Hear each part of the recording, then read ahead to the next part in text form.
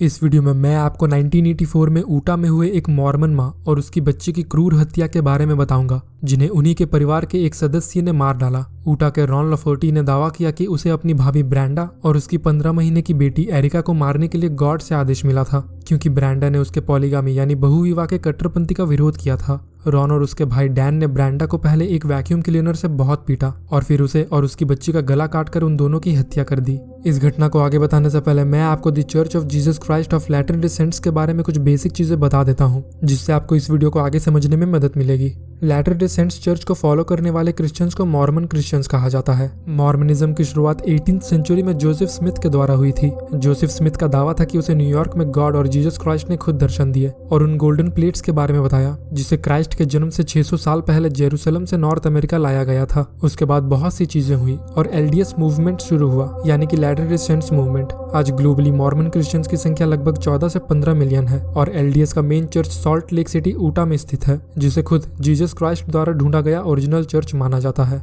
जब कभी भी एलडीएस की बात आती है तो एक नाम जॉनी हैरिस सबके ध्यान में आता है, जिसके माता पिता मॉर्मन्स थे, पर जॉनी ने अपना बेटा होने के बाद मॉर्मनिज्म छोड़ दिया। कमिंग टू द स्टोरी, ऊटा में स्थित इस एलडीएस चर्च ने पॉलीगामी यानी बहुविवाह को सदियों पहले अस्वीकार कर दिया था, लेकिन कुछ चर्चेस चुपके से पॉलीगामी को सपोर्ट करते थे और खुद को एक कट्टरपंथी मॉर्मन भी मानते थे। ब्रैंडा ने एलन लफर्टी से शादी की, जो कि एक मॉर्मन परिवार में पला बड़ा। एलन अपने परिवार के 8 बच्चों में से सबसे छोटा था। शादी के बाद उसके बड़े भाई रॉन और डैन उसके इस रिश्ते से खुश नहीं थे। रॉन ने सालों तक फ्लोरिडा के एक चर्च में सेवा की और उसने उसके बाद ऊटा वापस आकर शादी की, बच्चे पैदा किए और जॉब करने लगा। पर 1982 में रॉन अपने भाई डैन के साथ ज्यादा समय बिताने लगा, जो ये मानता था कि एलडीएस के मेन चर्च को कभी भी पॉलीगामी को नहीं हटाना चाहिए था। और अंत में रॉन ने भी डैन की इस बात का सपोर्ट किया, जिस कारण इन दोनों को एक साल बाद 1983 में चर्च से बहिष्कृत कर दिया गया। वो दोनों एक स्कूल ऑफ प्रॉफिट नाम के पॉलीगामिस्ट कल्ट से जुड़ गए और रॉन ने अपने ऑफिस वाले लुक को छोड़कर बाल और दाढ़ी बढ़ा ली, जिसके बाद उसकी पत्नी ने उसे डाइवोर्स दे दिया और वो बच्चों को लेकर फ्लोरिडा चली गई।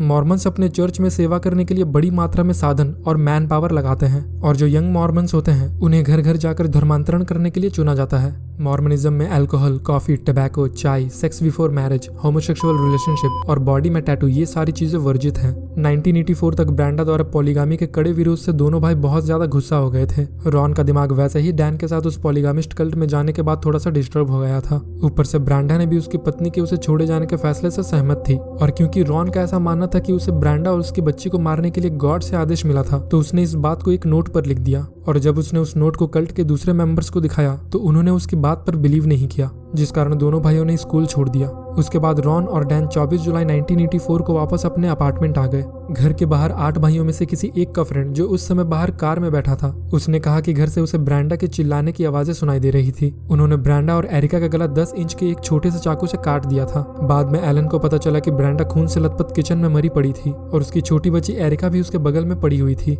ब्रैंडा और एरिका के हत्या के बाद पुलिस को रॉन का वो नोट मिल गया, जिस कारण 1985 में रॉन को ब्रैंडा और एरिका की हत्या का दोषी पाया गया और उसे मौत की सजा सुनाई गई। पर रॉन के वकील ने कोर्ट में यह तर्क दिया कि रॉन की दिमागी हालत ठीक नहीं है और उसकी मौत की सजा उसके भाई डैन के उम्र कैद की सजा की तुलना में सही नहीं है। तो दोनों भाइयों को उम्र कैद की सजा हुई, लेकिन 3 साल पहले 2019 को सॉल्ट लेक के जेल में रॉन की मौत हो गई। इन्वेस्टिगेशन से पुलिस को पता चला कि एक मॉर्मन परिवार में पले बड़े कट्टरपंथी विश्वास के कारण रॉन ने यह कदम उठाया था और पुलिस ने एलडीएस चर्च के टीचिंग प्रोसेस को भी इस हत्या का दोषी माना, क्योंकि वो हत्यारों के बारे में ज्यादा पढ़ाते हैं। रॉन को ब्रैंडा और उसकी छोटी बच्ची एरिका को मारने का ध्यान तब आया जब ब्रैंडा ने उसके पॉलीगामी रिचुअल को मानने से मना कर दिया।